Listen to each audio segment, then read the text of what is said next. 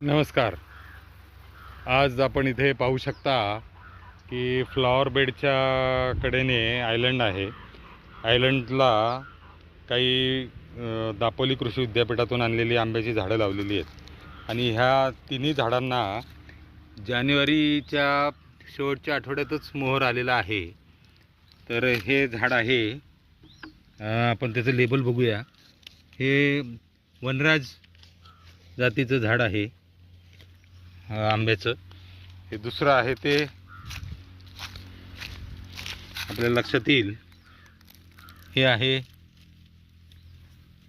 हे पण वनराजच आहे आणि त्यांना मोहर आलेला आहे. आणि हे बघूया आपण कुठलं आहे ते.